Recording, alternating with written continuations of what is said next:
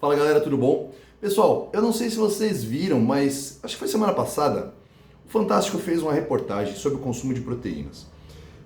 E até aí tudo bem, é normal, a grande mídia de vez em quando visita esses assuntos, principalmente agora que a busca por uma vida mais saudável, uma melhora na qualidade de vida, uma mudança de estilo de vida, está muito mais presente na vida das pessoas. Tem alguns pontos na reportagem que eu acho que valiam a pena tocar aqui. Eu não sei se vocês viram a reportagem ou não. Eu vou colocar de qualquer forma aqui embaixo o link para a reportagem, vocês podem assistir e tirar suas próprias conclusões, tá? Tem algumas coisas que é importante a gente entender. Primeiro, qual que é a função da proteína? E basicamente a proteína são os construtores de massa muscular do nosso corpo. Tá? É a principal matéria-prima para a construção e manutenção da massa muscular no nosso corpo. Então, ela é muito importante. Porém, é um macronutriente como qualquer outro que tem um valor calórico. Consumido em excesso, ele pode sim causar ganho de peso, como qualquer outra coisa. O importante, quando a gente fala de aumentar o peso ou diminuir o peso, é o número de calorias versus o número de calorias gasta. Se o teu gasto calórico do dia é 2.000 calorias e você consumir 3.000 calorias de salmão e filé mignon, você vai ganhar peso. Se o teu gasto calórico do dia é 2.000 calorias e você consumir 1.000 calorias por dia de chocolate, você vai baixar peso na balança. Pode ser que a tua saúde fique meio bosta, teu físico também, mas o peso na balança vai baixar, tá? Então, quando a gente fala de caloria, não tem muito a ver com a origem do consumo, a gente está falando só de caloria, ok? Tem uma outra questão, eles fazem uma novelinha ali na reportagem falando e faz uma relação do consumo de do consumo de proteína com o impacto na saúde renal. Eles contam a história de um ex-atleta que teve um problema renal e que precisou de um transplante e tudo mais, mas a verdade é que isso não tem nada a ver com o consumo de proteína para a grande maioria das pessoas, tá? O consumo de proteína não vai te causar um problema renal. O consumo de proteína em alguém que tenha problema renal não é o fator decisivo que vai te levar a precisar de um transplante ou não. Quem já fez transplante precisa consumir proteína do mesmo jeito. Então, assim, essa extrapolação, ela é muito mais para fazer barulho e vender, tá? Para que as pessoas falem a respeito, do que com fundamentação científica, tá? O impacto do consumo de proteína na tua alimentação para a piora de um quadro renal, ela é muito pequena, tá? Ela é muito pequena. Eu não vou dizer que ela não acontece, mas ela é muito pequena e não é com alimentação normal que você vai conseguir causar um problema renal, tá? Se você não tem esse problema, se você geneticamente não vem marcado para ter aquele problema, não é comendo bife ou filé de frango ou churrasco que seja que você vai ter um problema renal, tá? Então, se alguém viu a reportagem e ficou assustado com isso, não se preocupa com isso, tá? Os problemas renais eles são causados por outras origens, o impacto maior vem de outras fontes e não da proteína que você come na sua alimentação. Tem uma questão ali que aí eu acho que é importante, que fala de quanto de proteína é o ideal para cada pessoa. Esse ano, os Estados Unidos publicaram uma mudança nas bases das diretrizes nutricionais, na qual eles aumentam a sugestão de consumo de proteína. Tá? Então, antes era igual a da Organização Mundial da Saúde, de 0,8 grama de proteína por quilo até 1,2. E aí agora eles passaram de 1,2 a 1,6 grama de proteína por quilo. Tem um aumento de praticamente 50%.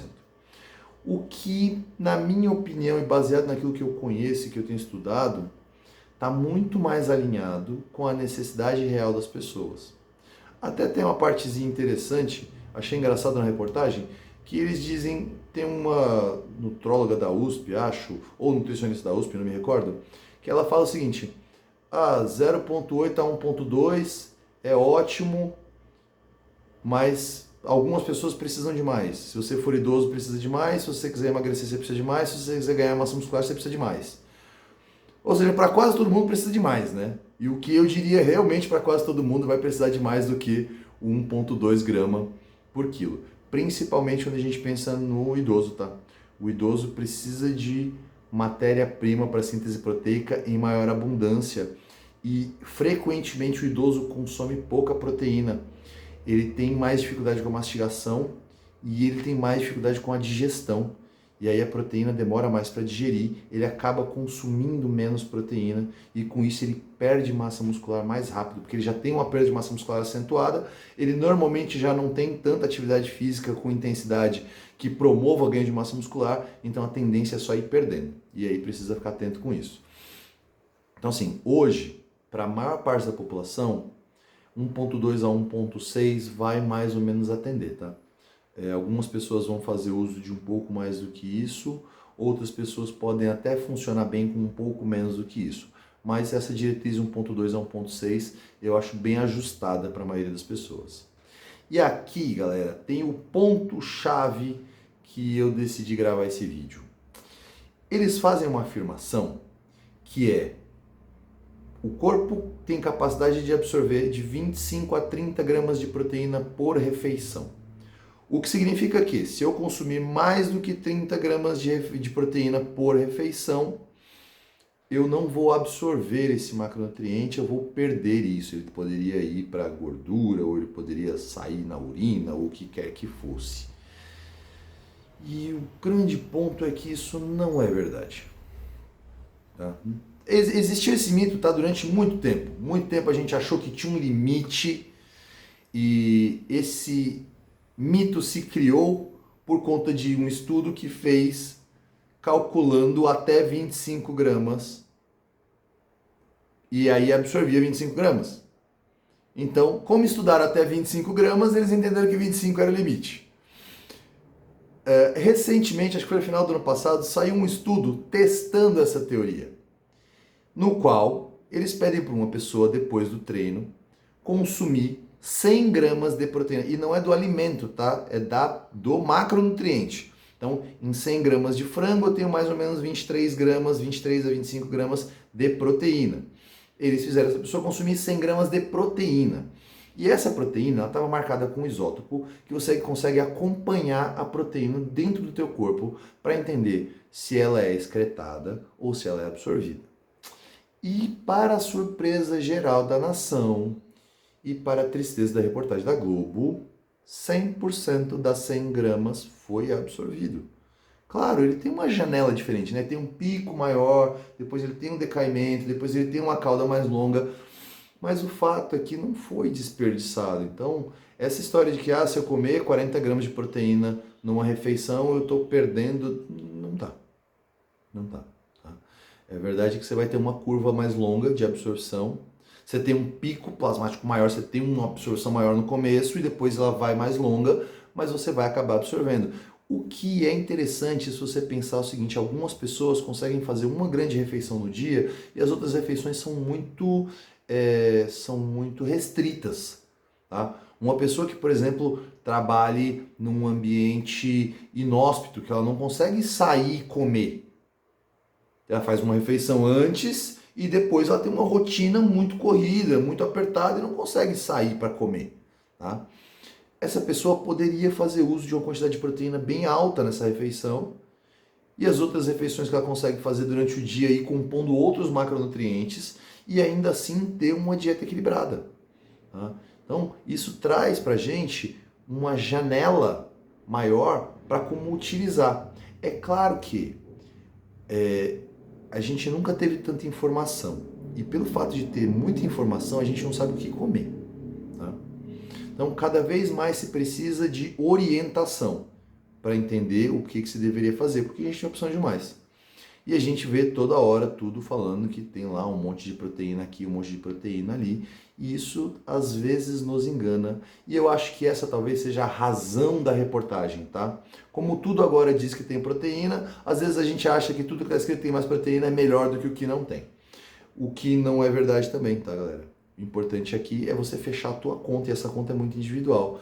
mas dentro do contexto, essas coisas são importantes notar. Primeiro, o excesso de caloria engorda. Tá? Não é só a caloria que conta, você tem que pensar na composição como um todo. Porém, o consumo de caloria não vai te causar problemas de saúde se você já não tiver uma saúde muito comprometida. Muito pelo contrário, só vai aumentar isso, só vai melhorar a tua saúde se você tiver um bom consumo de proteína. Então, se você tem medo de problema renal, esquece isso, tá? A quantidade de proteína por dia, para quem quiser fazer a conta, fiquem dentro de 1.2 a 1.6 e vai funcionar mais ou menos bem, tá? Para informações diferentes disso, precisaria de um outro cálculo que eu acho que exige mais estudo. E não se apeguem a essa ideia de que você tem um limite diário ou por refeição ou pelo que quer que seja de absorção. É muito mais importante pensar no quanto você deveria consumir por dia e não em como fracionar isso. O fracionamento está muito mais relacionado à tua rotina do que à tua capacidade de absorção. O corpo tem uma capacidade impressionante de absorver e de se adaptar, mas a tua rotina às vezes não permite. Então se preocupe muito mais com isso, ok? Beleza, galera? Ó, eu vou colocar aqui embaixo, já falei do link da reportagem do Fantástico e vou colocar aqui embaixo também falando desse estudo com um consumo de 100 gramas de proteína numa refeição, ok? Se vocês tiverem alguma dúvida, manda aqui e a gente vai batendo papo. Beijo pra vocês, até mais.